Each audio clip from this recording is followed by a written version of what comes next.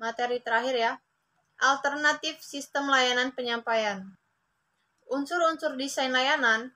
Cetak biru layanan merupakan suatu gambar atau peta yang secara akurat menggambarkan sistem layanan sedemikian rupa, sehingga setiap orang yang terlibat dalam penyampaian layanan tersebut dapat memahami dan melaksanakan secara objektif, terlepas dari apapun peran maupun sudut pandang individualnya. Komponen utama sebuah cetak biru layanan meliputi yaitu yang pertama ada tindakan pelanggan, yang kedua ada on-stake contact employee action, yang ketiga ada back-stake contact employee action, yang keempat ada proses pendukung. Terus kita lanjut, keputusan perancangan layanan perlu mempertimbangkan 11 faktor utama. Di antaranya yang pertama ada kontak pelanggan, yang kedua adalah bauran layanan, yang ketiga adalah lokasi konsumsi layanan, yang keempat ada desain fasilitas dan aksesoris layanan, yang kelima ada teknologi, 6 karyawan, 7 struktur organisasi, 8 informasi, 9 manajemen permintaan dan penawaran, 10 prosedur dan pengendalian. Tipe layanan dalam sistem penyampaian layanan dapat dikelompokkan secara garis besar dalam 4 jenis, yaitu yang pertama ada proyek. Dalam tipe ini terdapat sejumlah aktivitas yang saling berkaitan dan dirumuskan dengan jelas serta diselesaikan dalam tahap-tahap tertentu, jadi step by step. Nah, terus di sini ada batch, yaitu dalam operasi job shop, layanan disesuaikan dengan spesifikasi dan kebutuhan spesifikasi pelanggan. Terus ada lini atau flow shop. Nah, tipe ini berhubungan dengan penyampaian layanan yang telah dibakukan sehingga rangkaian operasi yang sama dilakukan relatif sama.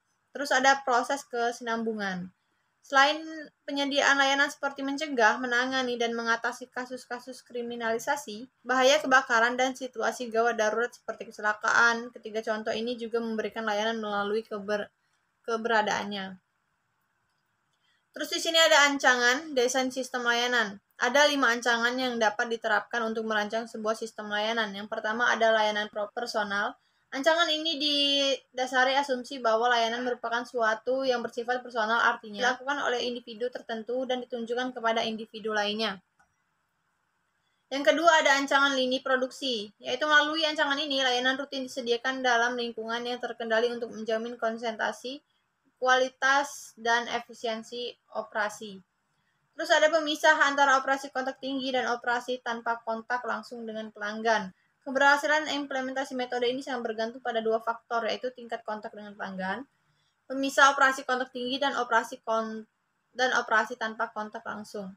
Yang keempat adalah partisipasi pelanggan. Secara umum ada 2 macam kontribusi yang dapat diberikan pelanggan dalam sistem penyampaian layanan, yaitu mengganti provider labor dengan konsumer labor. Yang kedua adalah memperhalus dan mengurangi fasilitas permintaan layanan. Yang kelima di sini adalah swalayan. Dalam rancangan ini tingkat keterlibatan pelanggan sangat tinggi. Pelanggan berperan aktif dalam proses penyampaian layanan. Misalnya di pasar swalayan, para pelanggan